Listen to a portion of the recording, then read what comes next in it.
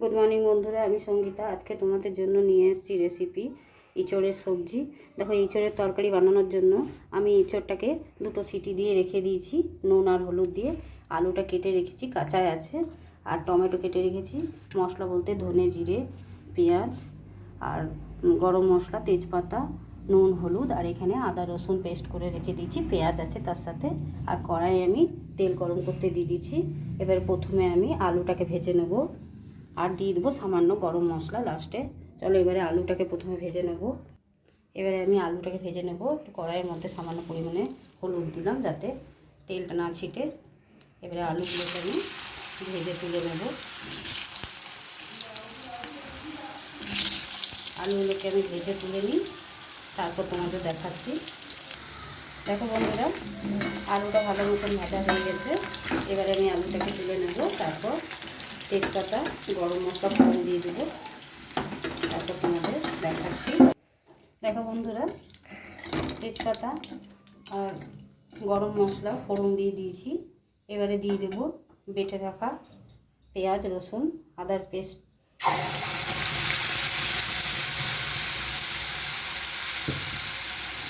আর দিয়ে দেবো ধনে গুঁড়ো, জিরে গুঁড়ো, মশলাগুলো সব দিয়ে দেবো।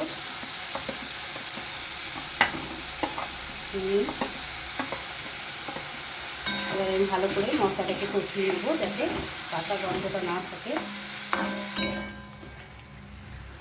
দেখো বন্ধুরা, মশলাটা ঢাকা দিয়ে কষিয়ে নিয়েছি। এবারে দিয়ে দেবো ভেজে রাখা আলু আর হাফ সেদ্ধ করা ইঁচড়, আর দিয়ে দেবো কুচনো কাঁচা পেঁয়াজগুলো,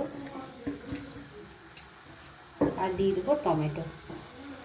আমি কোনো রকমে লঙ্কার গুঁড়ি ব্যবহার করিনি, কাঁচা লঙ্কা যেগুলো পেকে গেছিলো সেইগুলো দিয়েছি। দেখো খুব সুন্দর কালারটাও এসছে।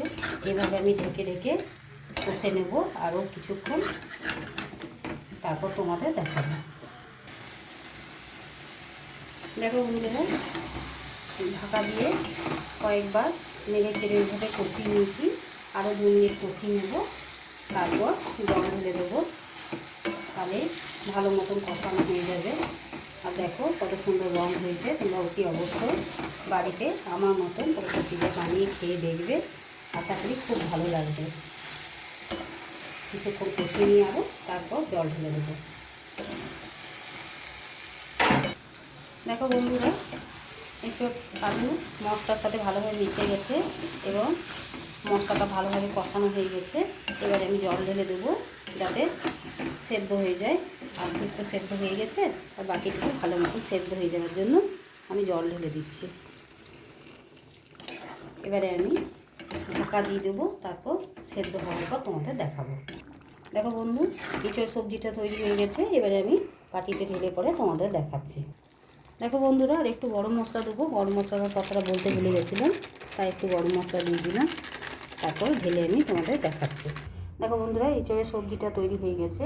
তোমাদের যদি সবজির রেসিপিটা ভালো লেগে থাকে তাহলে ভিডিওটাকে লাইক, শেয়ার এবং চ্যানেলটিকে সাবস্ক্রাইব করতে ভুলবে না। অতি অবশ্যই বাড়িতে বানিয়ে খেতে ভুলবে না।